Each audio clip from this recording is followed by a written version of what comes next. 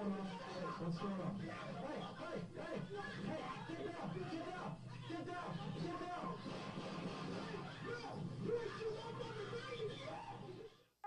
Good evening, folks. Black Pill Red here. Um, I couldn't go today without saying this. This is ridiculous. Well, you know what? There are two sides to every coin. There's two sides to every story. There's always a good and there's always a bad.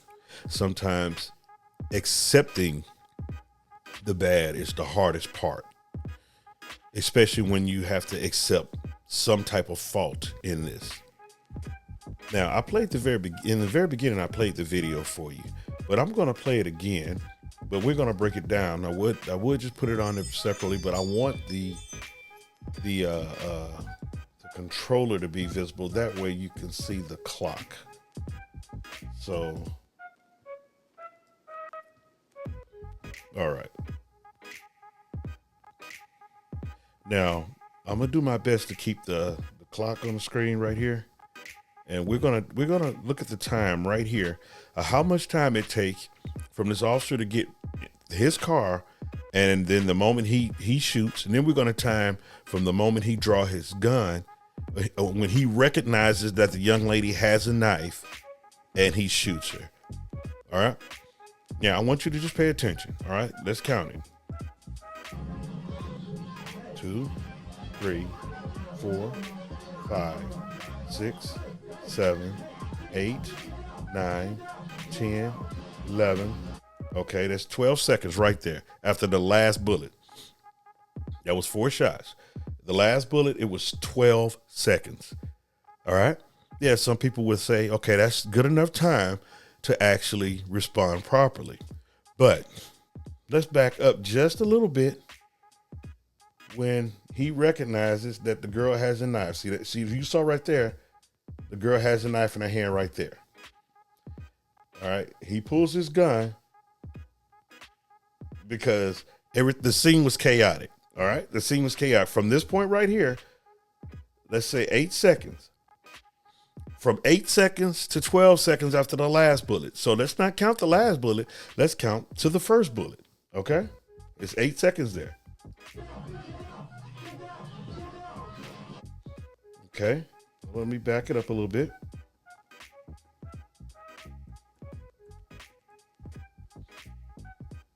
Let me start over again from 8, just to make sure.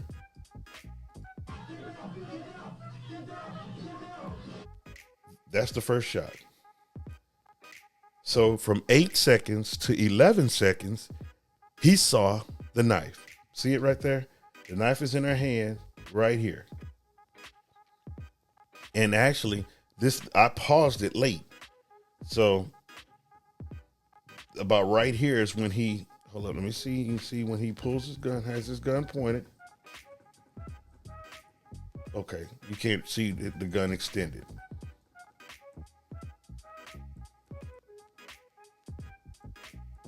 There's the knife. All right. So between 8 and 11 seconds, he saw the knife and had to react. That's 3 seconds. And then he had to make a decision in that once she sees the knife, he has to decide, do I shoot her or do I go run over there and try to prevent her from killing this other young lady? Now, I asked you, put yourself in the position of this the young lady right here in the pink, or put yourself in the position of the officer. Now, the officer took the job to save lives and also to protect lives. And one of the unfortunate things of being a police officer is he may have to take a life. Now, we have to decide when that happens, and we have to be justified when we do it.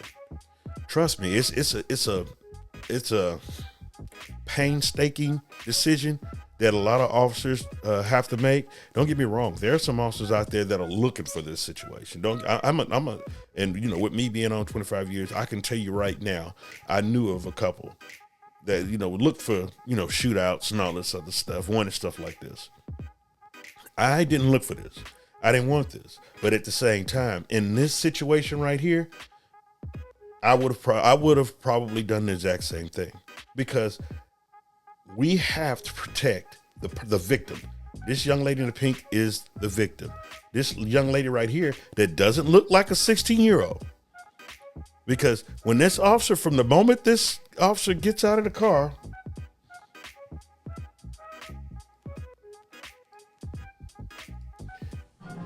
does he have a chance to say, are you a 16-year-old? See, she's not over there yet. This is the young lady that got protected. And see, this is the other young lady this is the 16-year-old right here. Pushed her. All right. He falls to the ground. He pulls his gun. This guy right here, I think this is the guy. Let me see. Let me move forward slowly, because I think I have the press conference. I want to see if that's him or not, because you can't really tell. But anyway, she has the knife in her hand right now. So from this part right here, he didn't realize that she had the knife. See, he does have the gun trained. And he was justified. He was justified in pulling his gun, because the scene is violent. It's chaotic as soon as he pulled up. And so he has 10 seconds before he fires the first shot. He has 10 seconds before he fires the first shot. And really, he has 3 seconds before he decides to shoot or not. And yet, you have certain people that are painting this young lady. Unfortunately, this young lady passed away. Unfortunately. But they're painting her as a victim.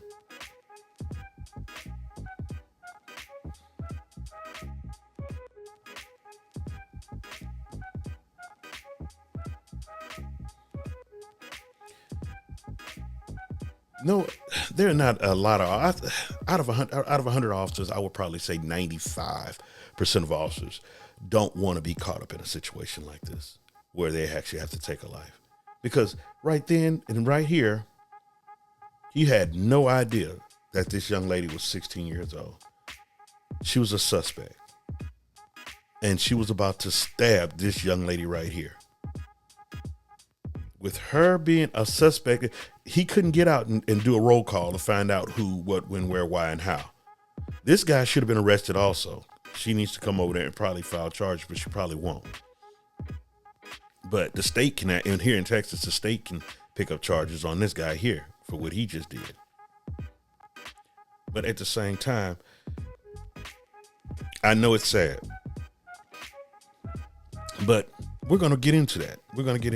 I pulled up a couple of articles here that I want you guys to check out. And we're going to read over them real quick.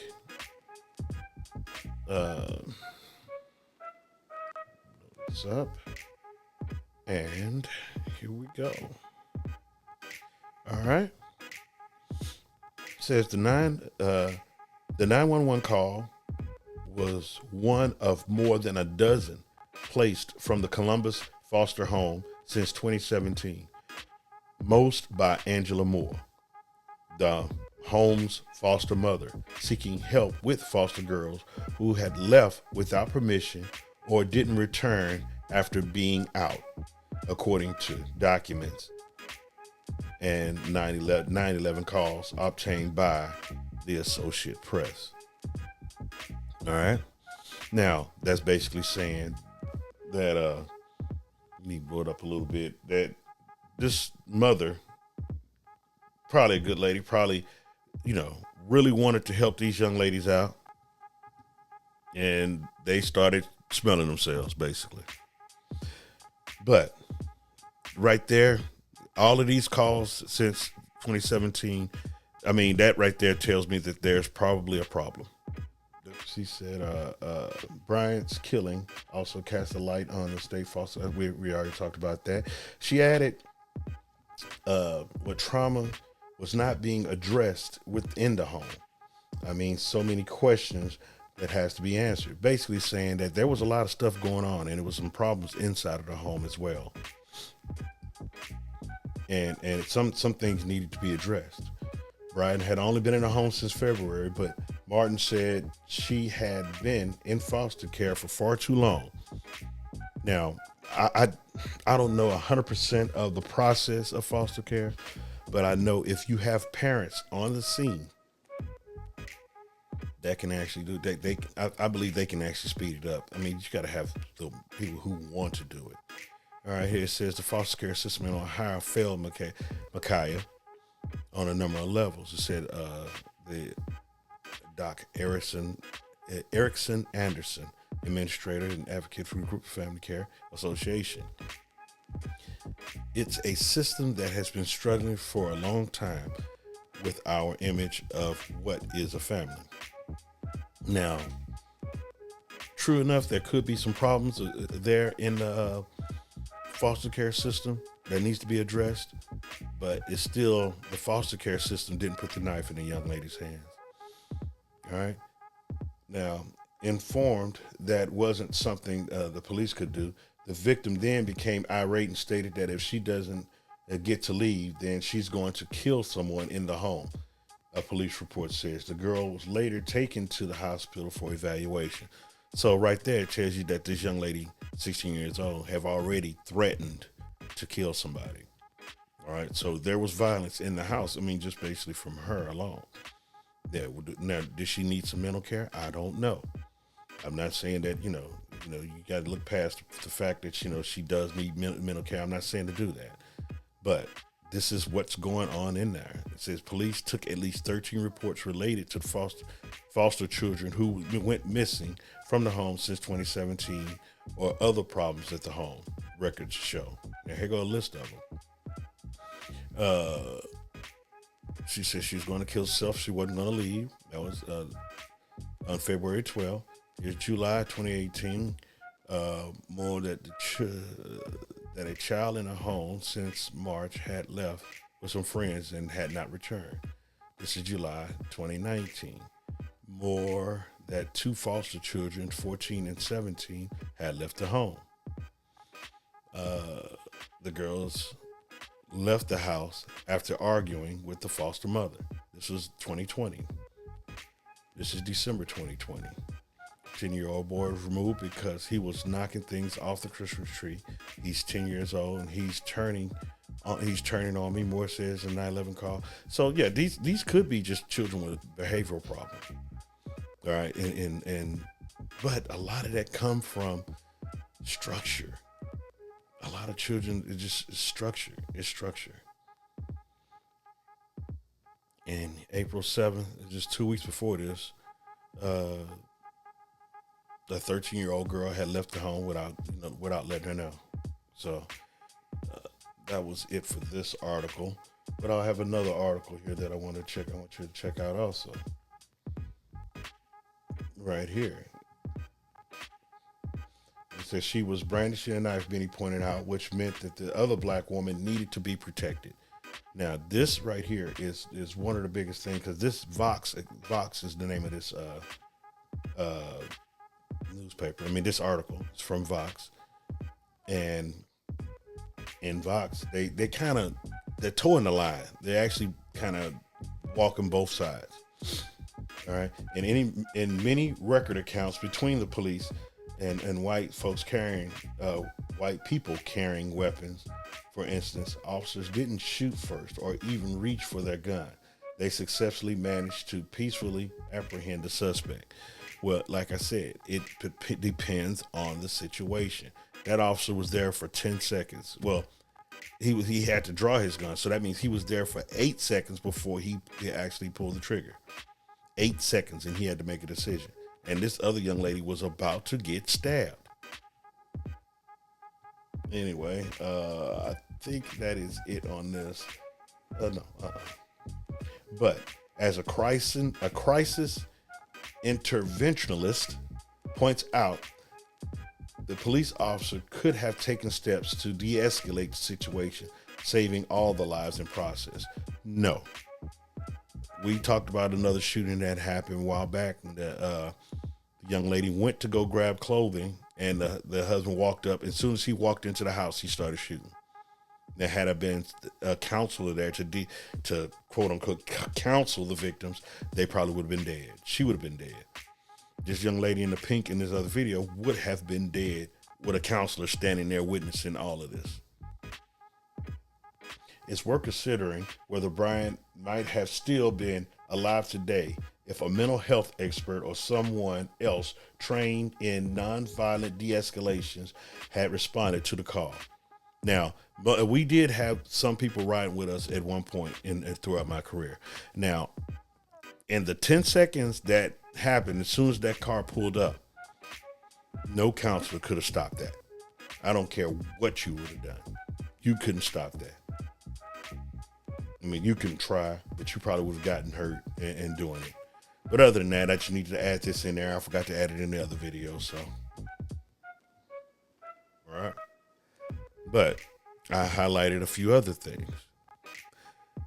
But Bryant's killing also casts a light on the state's foster care system, with the attorney representing the slain teen family calling for an investigation of the system, whether the girls in the foster care home were properly supervised. Now, I'm going to show you, and we're going to break down the video of the press conference.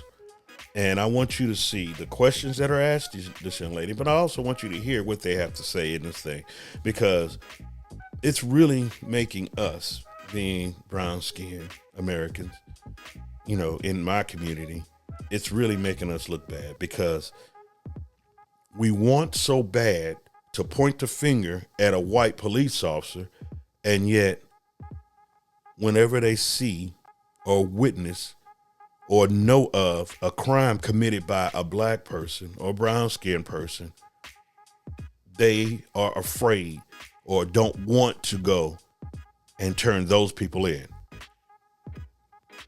They don't want to do anything for their own community unless it's a police officer, let alone a white police officer, to come in and do the damage. That's when they want to jump in front of cameras and say, "Woe is me." And yet, children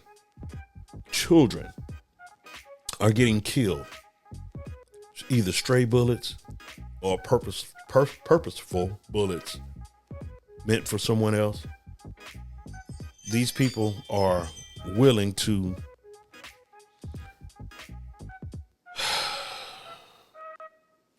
anyway, it's very frustrating. It is. It's very frustrating. And you want so bad that you want so bad for people to make good decisions. But it's obvious it's not about making good decisions. It's about trying to find blame. And they will much rather find fault in everyone else but themselves. And we're going to get into all of that, okay? Now, here we go. This is the attorney right here, the young lady in the white, with the white blazer on with the green dress. She's the attorney. She's going to be speaking on their behalf. And I cut it off. I cut it short because it was getting frustrating to me hearing them talk about how good and how great this child is and all this other stuff, which is nothing wrong. The child probably could have been 100% angel. But I'm talking about moments, 10 seconds of that child's life. She was a suspect. She was the aggressor. For 10 seconds out of her life, I'm talking about right now, from what we can see, for 10 seconds of her life, she was the aggressor in a fight. And then she had a weapon, a knife, that could have actually killed the other young lady. Regardless of what she did for the other 15 and a half years of her life, just this one moment determine life or death. Okay, but here's the attorney.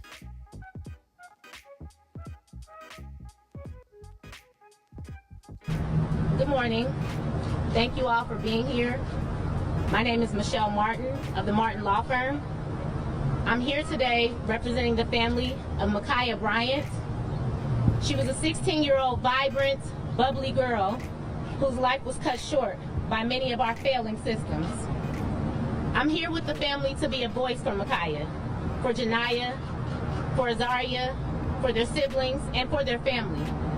This injury goes deep. This is a deep-seated issue that has boiled over into a vile result of tragedy that took place on April the 20th. We are here and we're going to investigate every agency that had a time and an opportunity to prevent Micaiah's death. I stand here with her family, committed to getting answers. We'll be calling for a couple federal investigations, one being from the Health and Human Services, asking that we look into Ohio's foster care system, starting here in Franklin County. We're also going to be calling for a Department of Justice investigation into the shooting. And we're still investigating who else could be at fault, because this can't happen again. Okay. Now, she says she's going to call for an investigation with let me rewind that just so you can hear that. Also going to be calling Ohio, that we look into Ohio's foster care system, starting here in Franklin County. Now, they want to look into the foster care system starting there in Franklin County. All right. For what reason, I don't know, because apparently this young lady called a couple of times because she wanted to be transferred to another facility. She didn't like the home she was in. But I know that sometimes it's difficult to find foster care for a 16-year-old. I do know that. And there's some things there that needs to be straightened out. I do agree with that point. But this does not, this is just a drop of the bucket, because the people that you see standing right behind her, it's going to be some other people standing on that other side over there, right? But one of those gentlemen that's going to speak is going to be her father. Now, you have all of these people here that are speaking all extremely highly of this young lady, but yet she was still in the foster care system. If she was that good of a child, why not adopt a young lady? Why not give her a permanent home? Okay. Now, we're going to get into that in a few seconds, a little more about that scene, but let her finish. We're also going to be calling for a Department of Justice investigation into the shooting. And we're still investigating who else could be at fault. Okay. Now, see, they're trying to find fault. They want to blame somebody because this young lady is gone. They are trying to point the finger at someone else. But let's start in the household. First of all, why was there so much violence at that household? Number one. Number two, she had a knife in her head. Where did she get the knife from? It didn't just appear. Someone saw her go in there and get that knife. Someone knew that. Someone knew. And this probably, the way this thing was going, this wasn't the first time. But let's let her finish. Now the family is here in pain. Today, we're going to talk about that pain. Okay, the family is there in pain. And like I said, I'm not trying to point fingers at them and saying it, but come on, you got to take some responsibility for this. This wasn't the officer's fault. In this situation right here, this wasn't the officer's fault. Now, the one with the young man was in the car and the officer thought she pulled the taser. I got a problem with that one. I do have a problem with that one. All right, but I'll get into that another day when that trial starts or something like that, even if they have a trial, because 9 times out of 10 they'll settle out of court and all this. They're going to try to find anyway. We have to protect our youth, Ohio. If we sweep this under the rug without answering to Micaiah's pain, then we fail her again. Okay.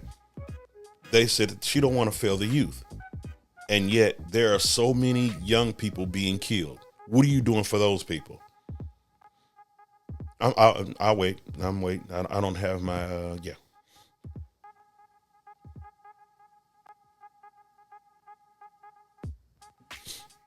Okay, what are you doing? What are you doing for those people?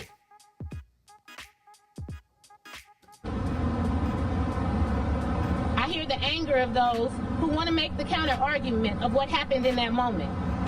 But if you aren't angry about why this happened, if you're not angry about why this continues to happen, then you are truly the problem. Okay. We are the problem because we see that in this situation, the young lady was wrong. So we are the ones with the problem. Now, personally, me, if I were an attorney, I would have never had this press conference. I would have never had this press conference because right now they're not looking too good. We have to protect our children. They are our core. And yet children are getting killed every day by stray bullets and violence and all this other stuff. What are you doing to protect them? We have to do more. Ma'Khia deserves more. She deserved someone to tell her to put that damn knife down. She needed discipline. She needed structure. That's what she needed. Ma'Khia Bryant deserves justice. Justice for what? The young lady in the pink deserved just as much justice as she did. The young lady in the pink was getting ready to get stabbed. I know if I were that young lady in the pink, I would find all kinds of ways to thank that officer. If I have to come and drop off a plate of food every day or something like that for the rest of my life, I will pretty much be indebted to that officer because he saved my life. But they don't see that.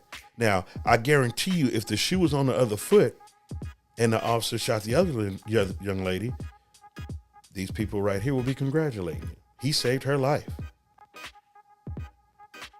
I would like for you to hear from her mother and a couple of her family members as to their pain. This is Ma'Khia's mother, and she's going to talk to you just a bit. Bryant. I'm Ma'Khia's mom. Now, I don't know if this is the foster mom or the real mom. All right. Now, I know I stopped it somewhere in here, and I hope because I got frustrated. So please forgive me. and I know y'all, you're going to have to, I'll go ahead and put the source in here. You can look at this all over YouTube. You can look it up, and I'll put it at the in the description box, the source where I got this video from. And yeah. And I want the world to know my baby was an innocent, talented. Her baby was innocent. She stood in front of another young lady with a knife and took it back and was going into a thrusting motion. But she was innocent. Lovely, loving teenager. And she could have been all of these things. She could have had all of those attributes. She very well could have. She never should have been gone off this world. She had a full life ahead of her that ended in a tragedy. I love my baby. She was a good little girl. She was a good little girl, but she knew to go in the house and grab a weapon and try to use it against somebody. And like I told you, like I said a few minutes ago, she could have been an angel, but for 10 seconds of her life, she was a suspect. She was very sweet and caring. Let me correct that. It wasn't even 10 seconds. I would say 4 seconds of her life, she was a suspect. And loving.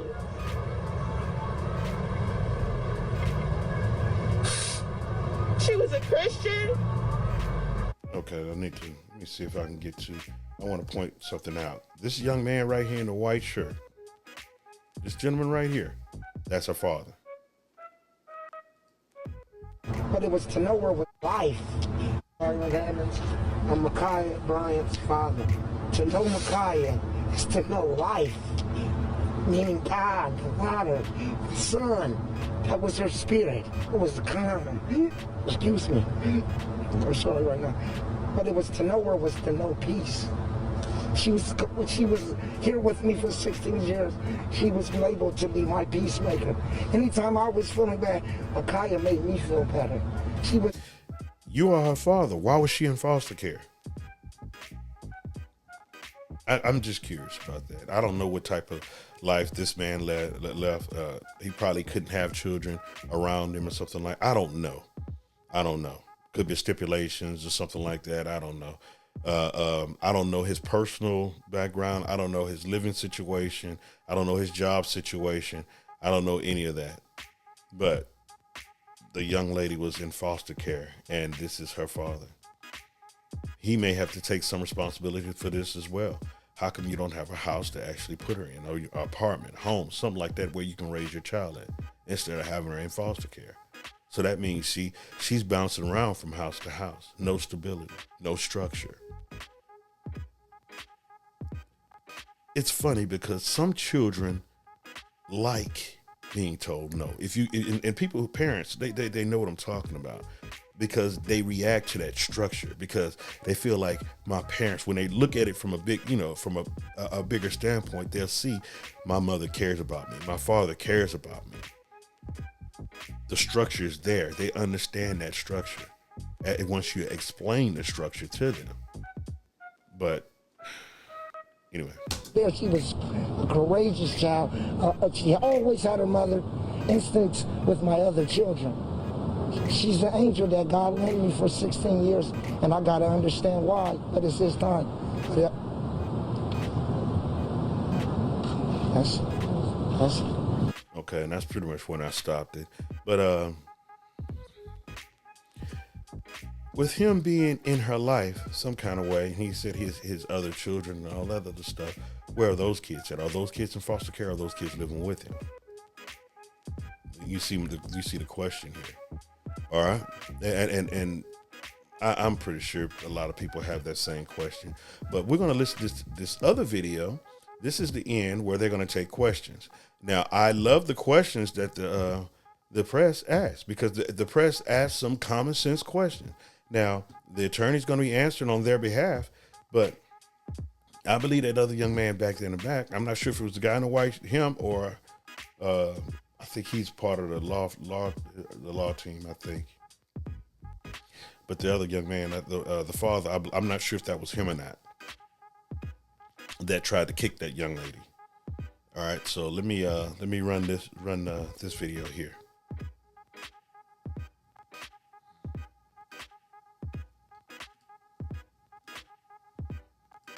Bring up that information. However, as the investigation is ongoing, the story of how Micaiah Bryant was placed in foster care and remained in foster care, what we believe too long, will unfold.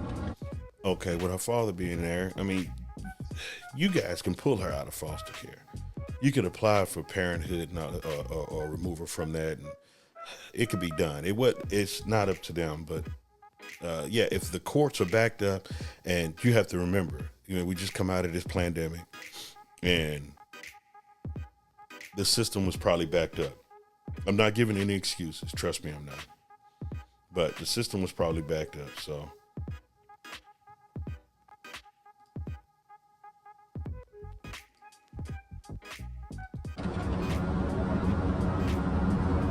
And then can you offer any clarity on the reason, you have to have some reason to ask the Department of Health and Human Services to launch an investigation. What is your justification for this investigation? Well, they oversee Child Protective Services, and so they also govern the federal, they also govern the way in which our laws are implemented here. And so while we may not see that they're, as the investigation unfolds, I believe that it's deeper, that it's more of a policy issue and a cultural issue. And so it's hard for us to kind of see ourselves with our own implicit bias and lens on. So sometimes it's better to have an oversight function come in and provide that for you and provide the recommendations so that we can improve. That's the goal here, right? To get better. Bring up that information. However, as the investigation, any type of justice against the officer. Information. However, as the investigation is,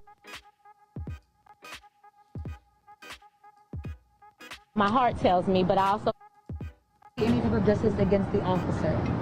for us to kind of see ourselves with our own implicit bias and lens on.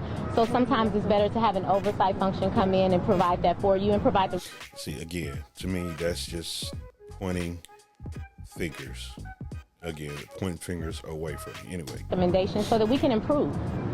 That's the goal here, right? To get better. Do you guys want to see any type of justice against the officer? It depends on what the investigation produces. I mean, I think that... That answer she just gave, she knows that the officer didn't do anything wrong. She knows it. But I believe they're just trying to set it up to get something from the city. All of us can agree here that we think that the shooting happened and it should not have happened. You can't say that it should. Just see these Monday morning quarterbacks. Oh, this should not have happened. Okay. She should not have had a knife. All the things that led up to that. I know it sounds like I'm being mean because you don't have any children or something like that. No, it's not about the fact that I don't have children. No. But I'm letting you know right now, in any situation, this person here would have gotten shot by any officer, black, white, Asian, Hispanic, or even somebody rolling up with a gun in their hand. Because in those 4 seconds, she was about to kill somebody. Believe are still unfolding. It was extremely tragic. If you ask me, I do believe that the officer responded too aggressively. He responded too aggressively. The scene was chaotic. It was chaotic. Matter of fact, should I rerun that video again? The 4 seconds? Let me run it again.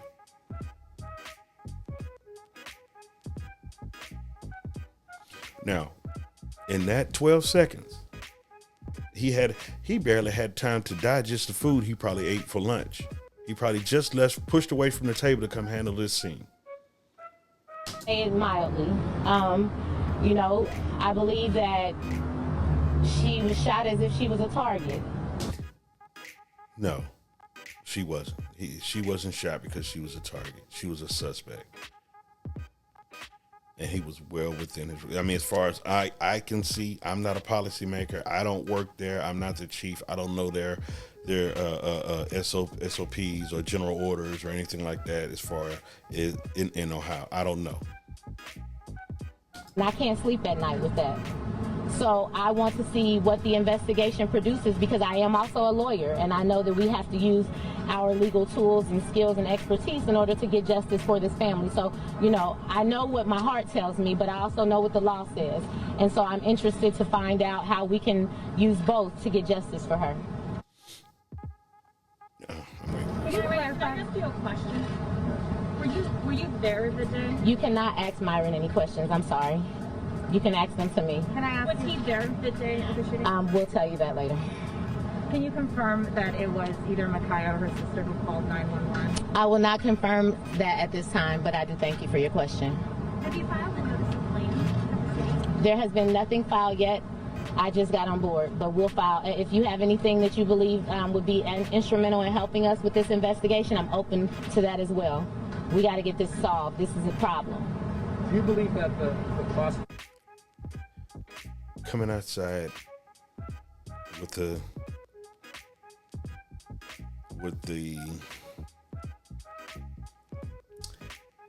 coming outside angry with a mission to stab another young lady. Yes, that is a problem. Home where she was living and the foster parent did anything wrong in terms of raising her or yes. the day of being there? Yes, I do. Could you expand on that? I will not be elaborating at this moment because I want to make it about Micaiah and talking about her family and introducing you guys to her and just the beautiful, all of you seen pictures of her, you've seen the TikToks, you've heard her speaking, and so I just wanted to take this moment to at least give her a voice and let you know that we will be speaking with you further and we'll help the story unfold and we will tell you Micaiah's story. When is the funeral services? Tomorrow afternoon. Tomorrow's Friday? No, it's Friday. I'm sorry, Friday. So that's why I said we'll let you know the details later, but it's Friday. I'm thinking today's Thursday. Sorry, guys. Are the media allowed in the funeral? Do you have any details on that? That's up to the family, and they're still discussing that. We will release that by the end of today. Okay, that's enough.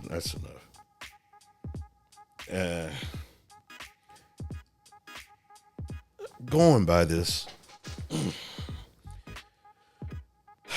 we have to take better care of our children. That means we have to train them properly, discipline, structure. We have to let them know, look, you step outside of this house with a knife and the police come, you could get shot. You don't want that. I would much rather people be fist fight, because I've actually pulled up on scenes where people were fist fighting, and I just sat in my car and waited for them to get tired themselves out. And once they were done, I arrested everybody. I didn't take sides. Both of them were fighting in public, so both of them are going to go to jail for a fray. I'm gonna let you tire yourself out. When you're tired and you're done, we can go ahead and go. You put your set of cuffs on. You put your set of cuffs on. Let's roll. But not every situation is like that. Not every scene is easily handled like that. That was one out of 25 years that I ride on a scene that I was able to do that. But not every scene is as easy as that, and not every scene is as complicated as the one you just seen. Now, I wanted to make this video just to plead with people. Yes, there is a problem with police and brown skinned people, lower income people.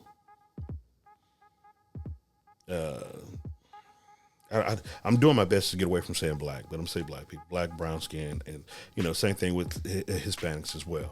Anyway, it's not that bad of a problem where they keep using this word systemic. It's not. What they're pushing right now is an agenda. And you have to stand back outside of your own box and look back at it. You'll see that if you notice, the news only shows incidents involving white cops, black victims, or suspects. I showed you in one of my videos of another shooting that happened the exact same day. White kid walked out with a toy gun. And I'm not sure if you've seen the airsoft guns, and they look just like regular guns. The other man was shot. This family's not jumping up, crying, or anything like that. They know he walked outside with what looks like a gun, and he points it at the police officer. But the only thing that the media is going to put on the screen is white cop, black victim, because they feel this is what the American people want to see. Doom and gloom, especially dealing with the African American community, when that's not the case.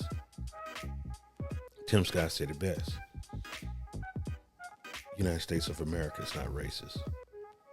There are racist people here, but the country itself is not racist. Other than that, check out all my other videos, folks. Still doing some more research on the bond stuff. This stuff has been going on for a little bit longer than what we thought. And there's a couple of companies that were involved as well. And I'm still trying to narrow it down, trying to nail down a little bit more information on that. So bear with me on that. Other than that, I just really want to jump in and just let people know, look, there's no hatred out there. Please don't hate black folk. No. But at the same time, we as black folk, we're not helping our situation out at all. Especially when we go to the hood, because they walk around with this chip on their shoulder. And I love hanging out in the hood. I know half the people I know live in the hood. All right, but at the same time, we got to do better for ourselves. We do. We have to do better for ourselves, because we can't get help. We can't ask for anybody to help us when they know that we're killing ourselves. Yeah, the police thing is looking bad, but at the same time, to me, the black on black crime looked just as bad, if not worse. because of the police thing. If they weren't doing anything that the police is needed, stuff like that wouldn't happen. But anyway, again, check out my other videos. Like, subscribe, share, forward, comment, do it all. Just pass on the information. And I'm going to try to expand my channel the best way I can. I'm getting better. I'm here on the scene. Amina, thank you. Appreciate it, because she got me started. Again, I bring up my sequel. This is the sequel to her show. Not really a sequel. This is a spinoff. Anyway, still love her the same anyway. Until my next video, folks, I'll talk to you later. All right. Peace.